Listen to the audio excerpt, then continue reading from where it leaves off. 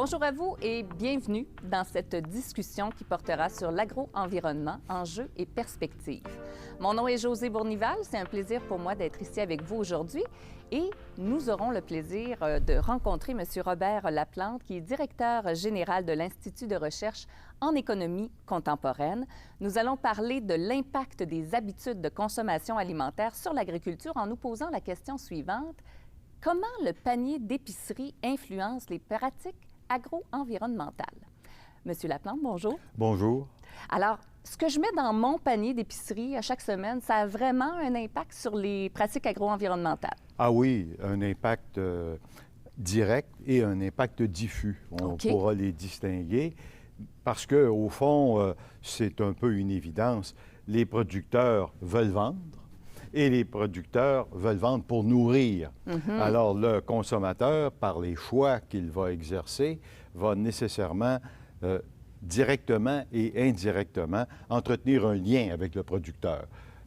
Et ce lien-là, c'est celui de sa demande, c'est-à-dire de ce qu'il souhaite consommer, de ce qu'il veut manger. Et évidemment, il y a un ensemble d'étapes et d'intermédiaires entre son souhait et le produit. Oui. Alors, il faut donc comprendre comment la demande se constitue, comment le consommateur organise ses besoins pour qu'on comprenne bien comment ça rejoint le producteur et comment ça va avoir un impact direct sur sa façon de travailler, sur les choix qu'il va exercer. Alors, évidemment, la demande, les besoins des consommateurs, c'est d'abord façonné par les goûts de ces consommateurs-là eux-mêmes, mais ces goûts-là évoluent. Ils évoluent plus ou moins rapidement selon les catégories de la population et ils évoluent en fonction de divers facteurs. L'éducation, par exemple, l'idéologie. On peut avoir des préférences idéologiques végétariennes, végétaliens, carnivores. Et aussi, évidemment, ces goûts-là peuvent évoluer en fonction de l'accessibilité et de la disponibilité. Absolument. Qui sont elles-mêmes déterminées autant par l'offre des produits que par les moyens, que par la capacité qu'ont les consommateurs de se les offrir, de les payer. OK. Alors, c'est le premier facteur, c'est l'évolution du goût des consommateurs. On se rappellera, par exemple, qu'il y a une trentaine d'années à peu près, on parlait d'alimentation naturelle qui était portée par essentiellement des innovateurs dans le monde de la consommation et dans la société, beaucoup les hippies, entre autres.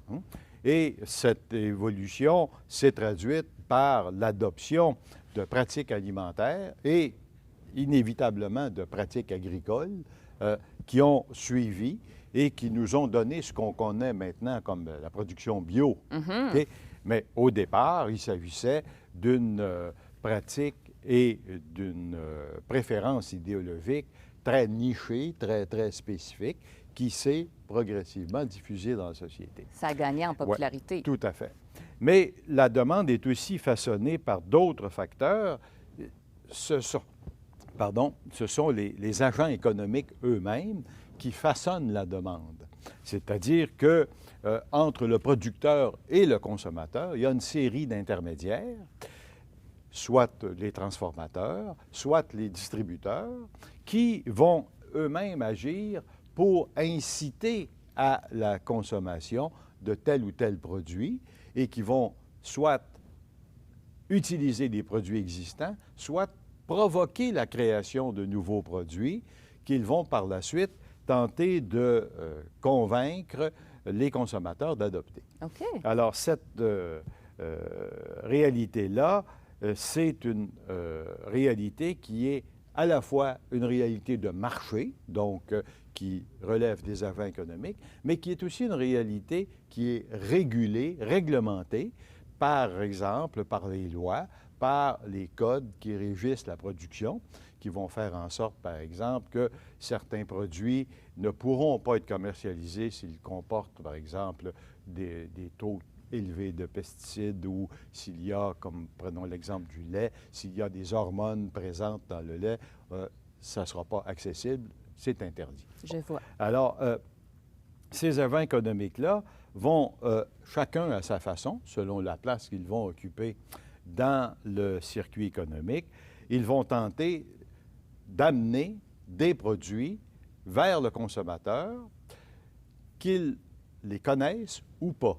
Alors, s'il ne les connaît pas, ça va être par la publicité qu'on va tenter de faire consommer des produits qui peuvent être des produits existants, mais que ce consommateur ou cette catégorie de consommateurs ne connaissent pas ou n'ont pas adopté. Ça peut être aussi, bien sûr, par l'éducation pour, par exemple, inciter les gens à consommer telle ou telle catégorie d'aliments. Alors, ce sont, par exemple, les guides alimentaires qui vont encourager la consommation de fruits, de légumes, etc. Ça va avoir évidemment un impact direct sur la consommation, mais aussi, bien sûr, sur la production, puisque pour que ces produits soient consommables, il faut qu'ils soient produits par quelqu'un. Bien sûr. Et finalement, bien sûr aussi, encore une fois, le cadre réglementaire va intervenir parce que l'utilisation des pesticides, des herbicides, des hormones, etc., c'est réglementé, si bien que si la demande est façonnée, elle ne peut pas l'être n'importe comment. OK. Alors, elle est donc encadrée par les lois, les règlements, et c'est avec ce coffre à outils, si on veut, que le cycle de la consommation va se déployer, et c'est par chacune des étapes et les acteurs qu'on retrouve présents à chacune de ces étapes-là que le producteur sera mis en lien avec le consommateur, soit directement, soit indirectement, et qu'il sera amené à changer soit ses produits, soit ses manières de le produire. J'aimerais que vous me parliez des circuits courts, M. Laplante.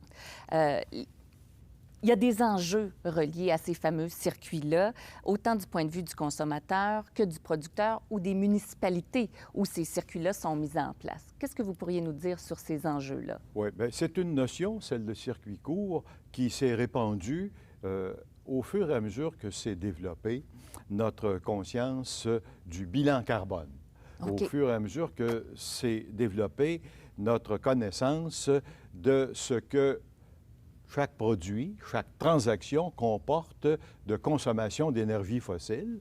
Et on a réalisé, bien sûr, que plus les produits font de longues distances, plus ça alourdit leur bilan carbone et plus la consommation de ces produits-là a un impact environnemental. Oui. Donc, pour réduire cet impact environnemental, on a assisté à la popularisation plutôt, de pratiques de distribution et de consommation qui visent à réduire cette distance.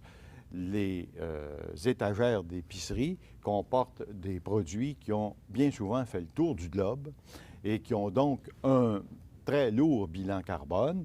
Et si on veut consommer ces produits en essayant de réduire ce bilan, soit on va essayer de les remplacer par de la production locale, soit trouver d'autres façons de les acheminer. Alors, les impacts des circuits courts sont à la fois complexes et très spécifiques selon l'endroit qu'on occupe dans la chaîne de production et de distribution. Alors, pour le producteur, bien sûr, un circuit court, c'est un impact important sur ses coûts, puisque ça réduit les coûts de transport. S'il doit livrer à la ville voisine ou à 2000 km de son lieu de production, alors ces frais de transport sont bien sûr le premier impact, ou si on veut, l'impact le plus visible, le plus direct. Mais il y a aussi nécessairement une amélioration du bilan carbone, c'est-à-dire qu'on consomme moins d'énergie fossile ou on utilise des énergies renouvelables pour faire le même trajet. C'est pas négligeable? Non, pas du tout. Et pour le producteur, c'est aussi une amélioration substantielle de sa boucle de rétroaction. Parce que, évidemment, s'il envoie un produit à l'autre bout du monde, les chances qu'il ait vraiment des commentaires, qu'il ait un feedback, comme on dit, sont plus réduites Tout à fait. que s'il envoie sa production au village voisin ou à la ville voisine, où il est susceptible de croiser des consommateurs même directement. Et évidemment, tout ça a un impact plus consolidé sur la rentabilité de l'entreprise, puisque s'il réduit ses coûts de transport, s'il améliore sa capacité de réagir rapidement à l'évolution de la demande, bien, à ce moment-là, il va être un acteur économique plus compétitif, plus performant. Pour le consommateur, évidemment, le circuit court, c'est d'abord et avant tout un avantage pour ce qui est de la fraîcheur oui, des produits. Absolument. Alors, évidemment, consommer du maïs récolté le matin même ou des fraises récoltées la veille, c'est pas la même chose que de consommer des fruits qui ont été cueillis verts à 2000 km de chez soi. Alors, donc, il y a un avantage direct pour ce qui est de la qualité du produit. D'autre part, le circuit court modifie également le lien entre le consommateur et le producteur, puisque le consommateur est en mesure de mieux situer le lieu de la production, de mieux comprendre dans quel contexte il est intégré et inséré. Et on comprend que l'information qu'il y a associée à cette connaissance-là a un impact direct, puisque si le consommateur apprend que la viande qu'il consomme est produite dans des conditions d'élevage scandaleuses, il y a de bonnes chances qu'il soit qu'il ne consomme pas, soit qu'il proteste et amène les producteurs à changer leur façon de faire, chose qui est plus difficile, évidemment, quand le produit qu'on consomme est du bout du monde. On peut également, évidemment, pour les milieux de vie, donc pour les municipalités, pour les villes, les villages, il y a un avantage et un impact considérable à développer des circuits courts parce qu'on rapproche la consommation de la production et en faisant ça, on capte une partie de la valeur économique de la transaction dans les milieux plutôt que de la laisser dans le réservoir des camions qui la transportent d'un bout à l'autre du continent. Donc, ça, c'est un impact économique plus direct. D'autre part, pour les municipalités, l'enjeu et l'impact important, c'est d'offrir cette accessibilité-là à des produits locaux comme élément de qualité de vie. Parce que, bien sûr, les consommateurs vont pouvoir accéder à des produits plus frais, à des producteurs dont ils vont connaître la provenance, dont ils vont connaître les façons de faire. Et évidemment, pour les municipalités, l'enjeu va être de travailler à instaurer, à implanter des infrastructures qui rendent facile ou possible cette consommation en circuit court. Donc, le soutien au développement de marchés publics, d'infrastructures qui vont permettre des étals, enfin, tout ce qui va favoriser le commerce. Finalement. Oui, tout à fait. Et c'est un élément important pour l'économie locale dans la mesure où cette accessibilité-là va favoriser également ce que les économistes appellent l'élargissement de la base entrepreneuriale, parce que dans ce marché local qu'on va installer, on va agglutiner d'autres artisans. Il va y avoir des gens qui vont avoir des idées, qui vont tout à coup se dire, bon, je connais ce producteur, le connaissant, je pourrais transformer les fraises qu'il vient vendre en confiture. Oui. Il y a toutes sortes d'idées qui peuvent jaillir et qui vont donner de nouvelles entreprises de taille très variable, mais qui vont contribuer à l'amélioration ou à la densité du tissu économique local. Donc, pour les municipalités, c'est un avantage important, même s'il n'est pas spectaculaire à moyen terme. Il construit des circuits économiques qui ont déjà existé dans bien des cas, mais il les reconstruit et il va permettre à ce moment-là de capter la richesse pour les gens qui habitent ce lieu. Alors que le modèle de la grande production et de la grande distribution a plutôt éloigné les producteurs des consommateurs et élargi le rayon que de transport des marchandises. Et on le voit, on le constate, une part importante de la production doit quitter souvent la région pour se rendre à un centre de distribution qui est parfois à des centaines et des centaines de kilomètres, pour revenir dans le même. La blague est toujours celle des bleuets du lac Saint-Jean qui partent du lac et qui reviennent dans le sud pour remonter dans les mêmes camions pour accéder aux épiceries. Bien, évidemment, les circuits courts, ça permet de couper cette boucle-là.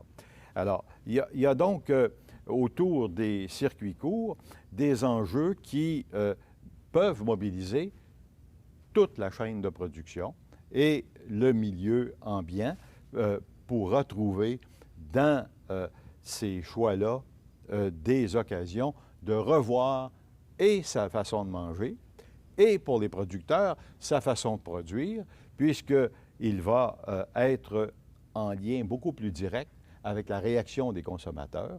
Donc, si le vendeur de fraises, qui est un producteur, a choisi tel ou tel type de variété et qu'il se fait dire par ses consommateurs que, bon, elles sont un peu trop surettes, pas assez sucrées, etc., bien, c'est sûr qu'il va ajuster sa production et que l'an prochain, il aura peut-être d'autres sortes de fraises à offrir, chose qu'il ne saura pas autrement, sinon que par les choix que le distributeur pourra lui imposer. C'est vrai. Et là, si ce distributeur-là lui dit « ces fraises-là sont très sucrées, mais elles sont trop fragiles au transport, tu vas changer de variété ». Alors, on voit là que la médiation des acteurs économiques a un impact direct sur toute la chaîne. Oui, puis vous nous dressez un portrait, somme toute, très positif de ces fameux circuits courts. Tout le monde y gagne. Oui. À l'inverse, il y a la centralisation des chaînes de distribution. Oui. Comment on peut contourner ça, de votre point de vue? Bien, d'abord, c'est un grand défi parce que cette centralisation-là ne s'est pas effectuée par ses vertus intrinsèques. Elle s'est effectuée en raison d'une logique économique.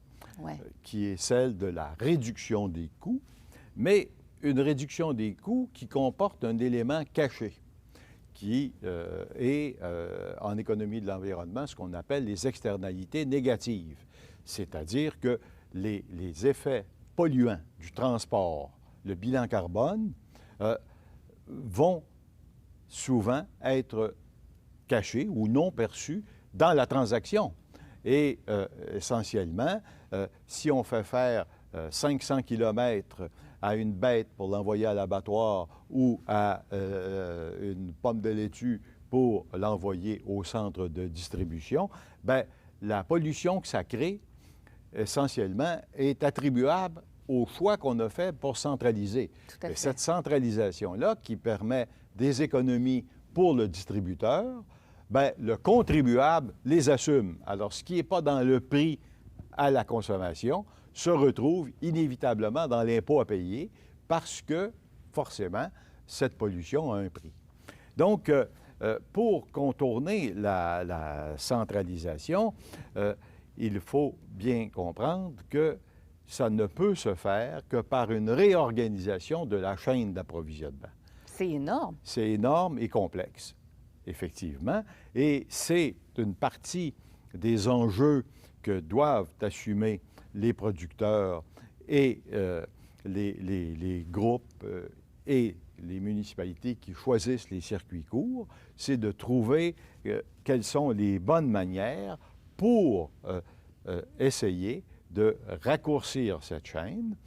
Alors, évidemment, et on l'a vu dans la récente crise de la volaille, okay, la centralisation des équipements non seulement rend plus ou moins captifs les producteurs, les éleveurs dans ce cas-ci, mais elle fragilise également la distribution et aura un impact sur les consommateurs. Donc, il y a des choix d'infrastructures qui peuvent être ceux de l'industrie. Et dans ces choix-là, c'est la raison économique qui prime, c'est-à-dire les coûts, mais ça peut être influencé par des choix politiques. Par exemple, on peut imaginer, puis c'est entre autres c'est des choses qui ont été évoquées dans la crise de la volaille, on peut imaginer que pour des motifs de sécurité d'approvisionnement, le ministère, le gouvernement, peut choisir de susciter, d'encourager et d'épauler le développement, le déploiement d'équipements d'une autre taille qui vont servir d'autres niches de marché, mais qui vont l'avoir été précisément pour éviter de se retrouver dans une situation de trop grande vulnérabilité. OK. Dans ce cas-ci, ça a été un enjeu de relations de travail, mais on peut penser que, et on l'a vu aussi lors de la pandémie, on peut penser que des motifs socio-sanitaires le justifient également. Quand il y a eu des éclosions dans les abattoirs de porc, on a vu ce que ça a provoqué. Absolument. Alors, donc, pour combattre cette centralisation-là, il faut bien comprendre que la reformation de la chaîne d'approvisionnement, ça aussi, ça mobilise tous les acteurs. Alors, il n'y a pas un acteur qui, d'un coup de baguette magique, peut transformer les choses. Et la façon dont ça se déroule, parce que c'est en train de se faire, OK? C'est pas gagné, loin de là. C'est une tension qui est dans le système et qui va y demeurer, mais ça va se faire en modifiant les rapports. Si on veut les imager, là, la chaîne d'approvisionnement est structurée par 3 types de relations entre les producteurs, les transformateurs et les distributeurs. OK. OK? Alors, la centralisation confère au distributeur un rôle hégémonique.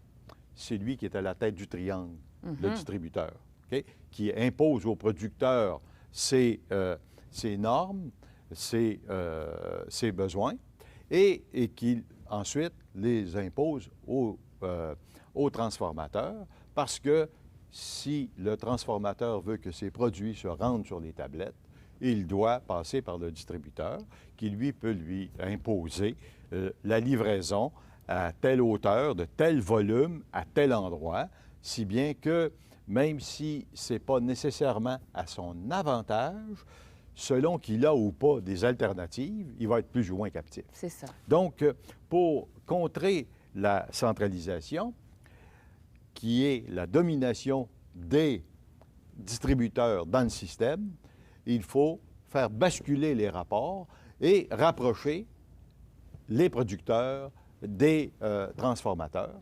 Il faut donc se créer un nouvel équilibre pour que les relations de négociation puissent mieux tenir compte des avantages pour les uns et pour les autres. Alors évidemment, ça, c'est une dynamique qui s'accompagne aussi d'un cadre réglementaire, d'un cadre juridique, puisque la production est une activité qui doit s'inscrire dans l'ordre public. Et à ce moment-là, on peut penser que les municipalités, les lois, les règlements, peuvent avoir une influence dans la mesure où, par exemple, les acheteurs publics, les municipalités, les institutions, les hôpitaux, les écoles, les cafétérias, etc., peuvent avoir des politiques d'approvisionnement qui vont devenir conditionnelles, par exemple, qui peuvent privilégier la production locale ou la distribution locale et, évidemment, à ce moment-là, favoriser par leurs exigences, favoriser la création ou le déploiement d'initiatives qui vont faire naître de nouveaux circuits de distribution. OK. Et ces éléments-là peuvent être plus ou moins artisanaux. On le voit par exemple avec les paniers. Hein? L'agriculture soutenue par la C'est vrai. collectivité, c'est une façon de faire. Dans ce cas-ci, c'est de lier le consommateur directement au producteur.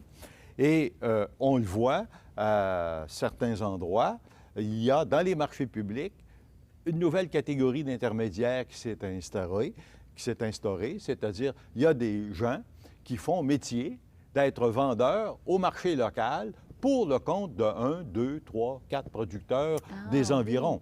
Donc, c'est comme ça qu'on densifie le tissu économique dont on parlait tantôt, mais c'est aussi l'émergence, dans ce cas-ci très embryonnaire, d'un circuit alternatif de distribution. Okay? Et évidemment aussi, on comprend que pour être capable de passer à une autre échelle, là, il y a des éléments importants qui peuvent être à la portée des acteurs, c'est les groupes d'achat. Alors, un des éléments qui est un agent de pression très forte dans le système, c'est l'achat groupé. Alors, par exemple, les cafétérias des hôpitaux ont souvent des appels d'offres qui sont centralisés. OK.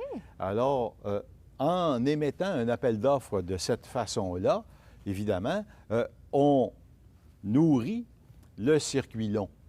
Si on fait un appel d'offres à l'échelle de tout le Québec pour le réseau des hôpitaux, par exemple, évidemment, on va obliger les producteurs à se rendre à ces conditions-là.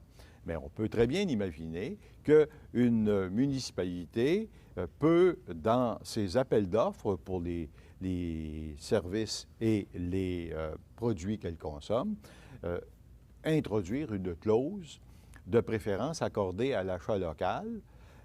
Et ça peut se faire, il y a des technicalités, là, mais ça peut se faire dans le respect de toutes les règles du commerce. Et on voit, par exemple, dans le domaine de l'économie sociale, qu'il y a des initiatives très structurées et très structurantes dans cette matière-là.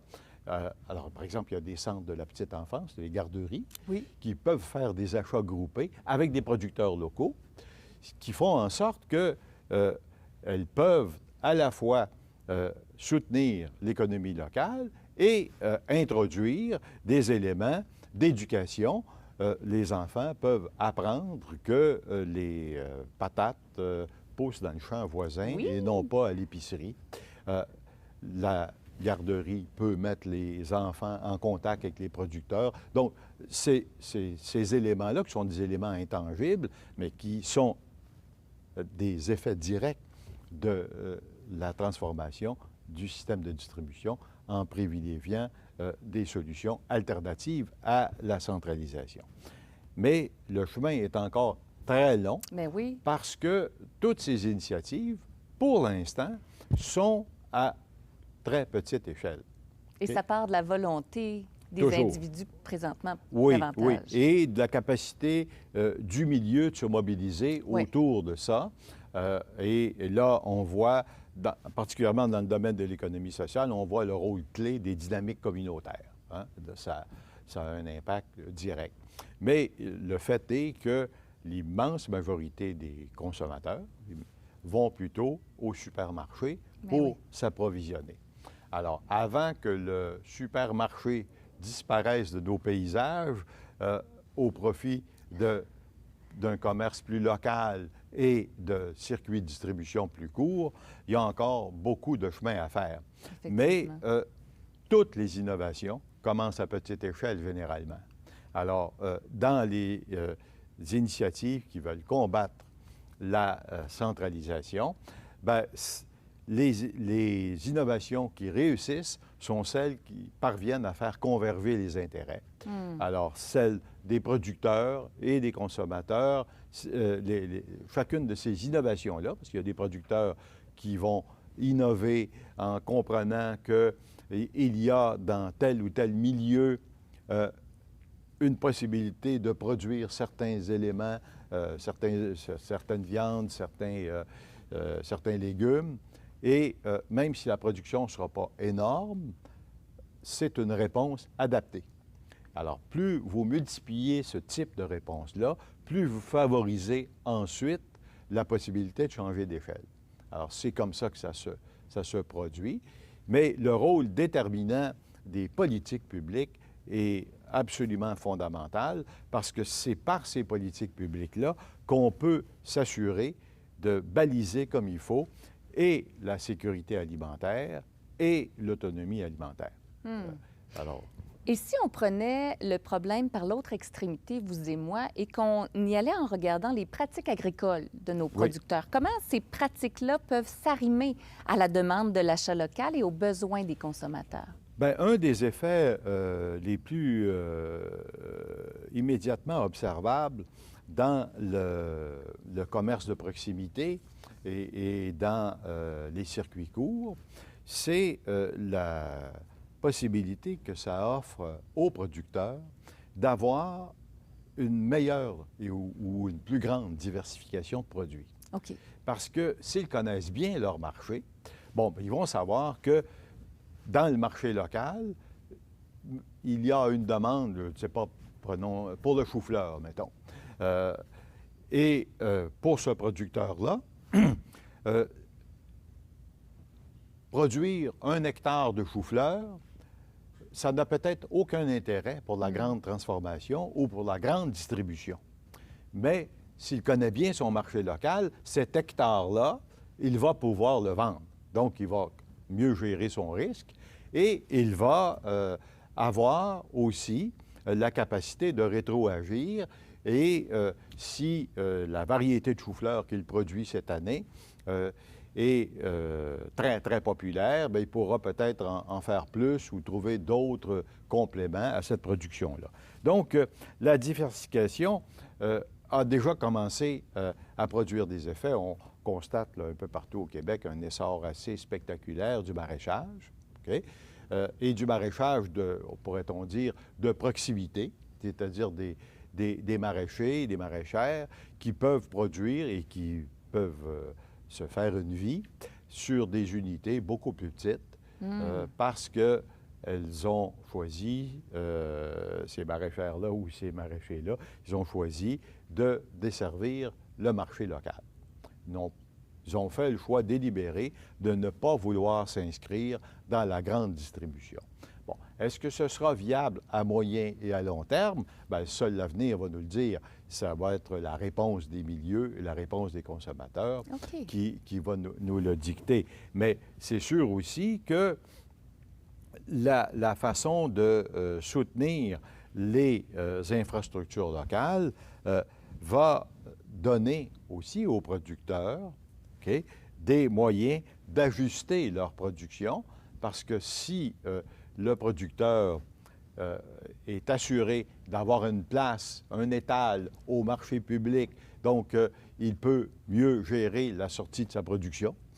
Et de ce point de vue-là, les infrastructures sont un élément plus éloigné du champ, mais directement relié à ce qui en sort. Donc, on peut penser que le producteur est mieux équipé pour les boucles de rétroaction.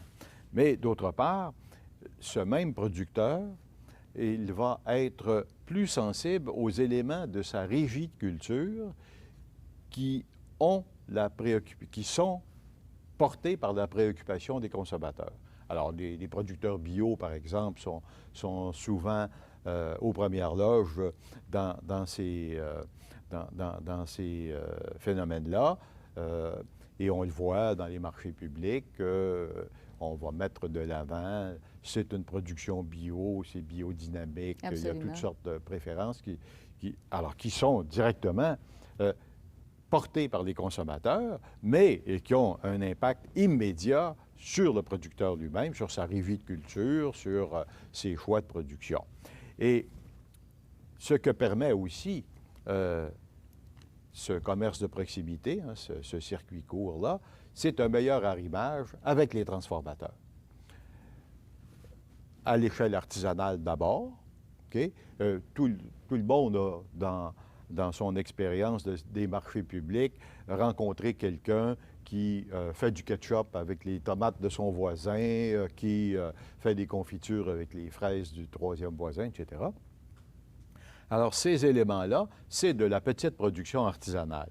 Mais on peut aussi, à l'échelle un peu plus grande, de la localité ou de la région, on peut observer des initiatives où un transformateur va regrouper 2, 3, 4, 5 producteurs pour avoir une masse critique lui permettant de créer un lien, d'avoir un volume de production qui vont lui permettre d'accéder à certains circuits de distribution. OK. Donc, il y a des grandes chaînes d'épicerie maintenant qui font, et c'est nouveau parce que jusqu'à il y a une dizaine d'années, c'était pratiquement impossible, enfin pour la majorité d'entre elles, font maintenant une place à la production locale. Donc, si vous voulez rentrer dans cette chaîne d'épicerie-là, vous devez avoir quand même un certain volume, et ce volume-là, il est plus grand que le volume artisanal, mais plus petit que celui de la grande distribution. Alors, donc, en se réunissant, oui, ça permet de l'atteindre. C'est ça. Okay. Et évidemment, pour le producteur, ça va lui demander de s'ajuster aux spécificités que le transformateur veut obtenir, les variétés, les degrés de maturité, etc. Et ça va permettre, d'autre part, dans la chaîne de distribution, ça va permettre à cette épicerie-là de mettre ces produits-là en évidence et de tester la popularité ou l'ampleur de la demande pour la production. Alors, évidemment, ça permet aussi une transformation à l'échelle du milieu de l'impact de l'agriculture sur l'environnement. Parce que si vous augmentez le nombre de producteurs bio, la qualité des sols, la qualité des eaux de ruissellement, etc., va être modifiée. De la même façon aussi que si vous avez des élevages qui sont faits selon d'autres règles, vous avez là aussi un impact sur l'ensemble du milieu. On peut penser le porc en liberté, par exemple. On peut penser aux poules en liberté, etc. Alors, ces éléments-là ont un impact direct sur le milieu, même s'il n'est pas à une échelle spectaculaire. Ça contribue à l'enrichissement du milieu. Et au fur et à mesure que ça prend du volume, que ça prend de la force, bien évidemment, l'impact est plus grand. Et tout ça, toujours dans un cadre réglementaire qui rejoint directement les producteurs, parce que si les règlements des municipalités, on parle pas seulement du zonage, là, on va parler autour des dispositions concernant les aménagements sur les fermes, les aménagements dans les localités, bien, ça va influencer directement la manière de travailler de ces producteurs-là. Et évidemment, ces facteurs-là, eux-mêmes, vont rétroagir sur la structure des coûts, sur la profitabilité des entreprises. Monsieur Laplante, on ne peut pas terminer notre entretien sans parler du consommateur. On ne peut pas être contre la vertu, et j'entends bien tous les avantages qu'il y a à avoir des circuits courts. Mais parfois, ça veut dire aussi un panier d'épicerie qui va coûter un peu plus cher pour le consommateur. Et quand ça vient jouer dans notre portefeuille, parfois, nos valeurs flanchent un peu. Alors, est-ce que le consommateur québécois, il est prêt à payer pour un panier d'épicerie qui est issu des pratiques agro-environnementales? Il y a des consommateurs qui sont prêts à faire ça, qui sont d'ores et déjà en train de le faire. C'est vrai. Puisque il y a des épiceries bio, il y a un marché pour la production bio, et il y a des consommateurs qui accordent une prime à cette riviculture, essentiellement. Bon. Alors, évidemment, c'est une niche. Ce n'est pas le cas de tous les consommateurs. C'est un segment qui peut se développer et qui, essentiellement, repose sur la remise en question d'un pacte entre les agriculteurs et la société, dans la mesure où payer le juste prix, ça suppose que le consommateur comprend qu'est-ce qui compose le prix et pour qu'il en assume une partie, il faut qu'il soit bien au fait du partage des rôles et essentiellement, des dépenses qu'il faut faire pour absorber les externalités négatives. Alors, ce qui ne se paye pas à l'épicerie se paye en impôts. OK? Alors, évidemment, à l'épicerie, vous le voyez, à la caisse. À l'impôt, c'est beaucoup plus diffus. Alors, il faut comprendre que l'agriculture doit, et elle est, au service de l'intérêt général, puisqu'elle sert à nourrir la population. Alors, le soutien à l'agriculture, OK, de la part de l'État, est d'autant plus justifié que cette agriculture doit tenir compte du caractère collectif de sa pratique. Prenons l'exemple du sol. Bien, le sol est une propriété privée. OK? Les producteurs sont propriétaires de leurs terres. Mais à l'échelle de la société, le sol est une ressource d'intérêt général. Absolument. Pourquoi? Parce que si on laisse les producteurs dégrader tous les sols, c'est la viabilité de ce territoire-là qui est compromise. OK? Alors, par exemple, là, on peut assister à des contradictions où l'intérêt à court terme du propriétaire peut l'amener à être complètement indifférent au fait de ruiner sa terre. Mais évidemment, à l'échelle du milieu et à l'échelle de l'État, c'est quelque chose qu'on ne peut pas laisser faire parce que ce sera l'intérêt général qui va en souffrir. Donc, on doit bien comprendre qu'il faut compenser par le soutien public le partage des externalités. Donc, le soutien à l'agriculture, c'est de décider qu'au nom de l'intérêt général, on ne fera pas porter aux agriculteurs une part des coûts qu'il n'est pas nécessaire de leur imputer. Donc, il y a, et c'est l'univers des subventions compensatoires, qui permet d'absorber une partie de ces coûts-là.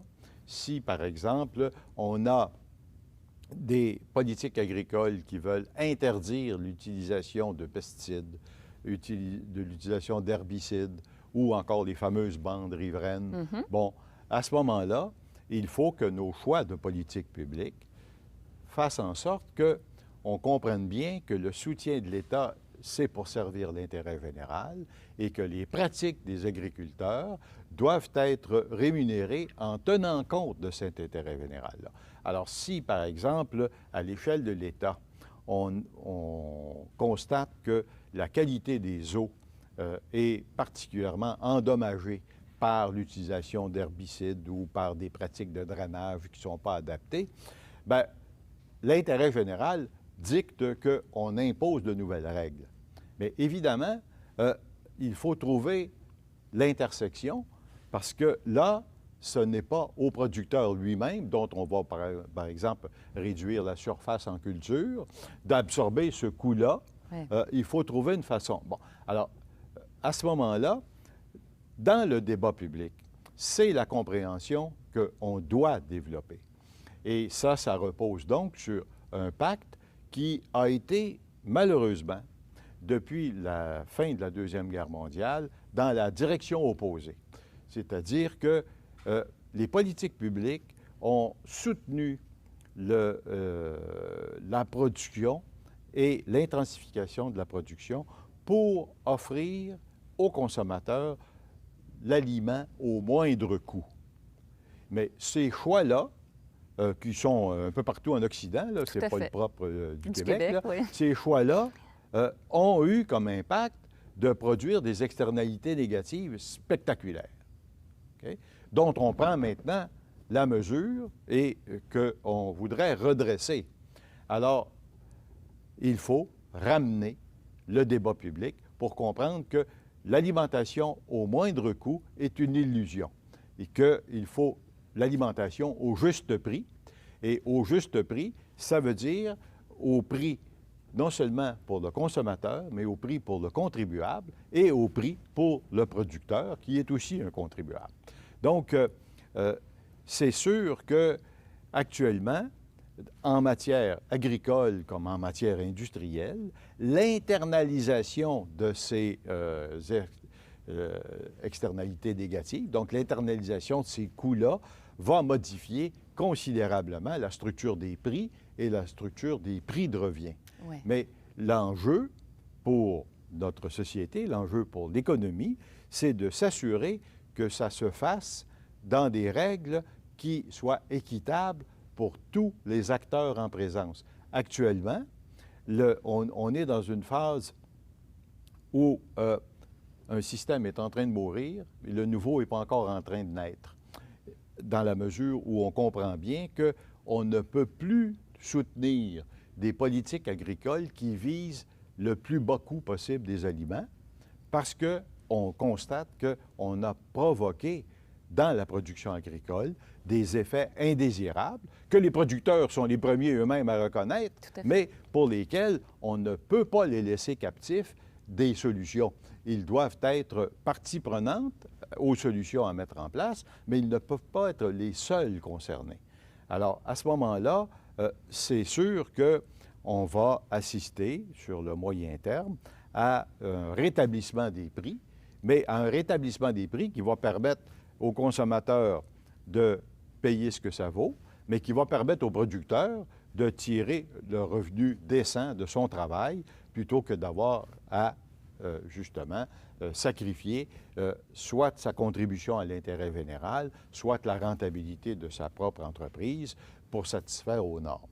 Donc, c'est un enjeu de société, c'est un véritable enjeu de société, mais qui nous permet, je pense, de voir que l'agriculture n'est pas une activité économique comparable aux manufacturiers ou à d'autres secteurs. Elle a, comme activité économique, ses caractéristiques propres et ces caractéristiques-là, contrairement à d'autres éléments de la chaîne de production des biens, elle a un rôle fondamental puisque, évidemment, ça détermine à la fois les conditions d'alimentation et les conditions de santé publique. Et une de ces caractéristiques, c'est que les choix de chacun des intervenants ont un impact, que ce soit le consommateur, le producteur et même les décideurs. C'est ce que je vais retenir de votre enseignement aujourd'hui.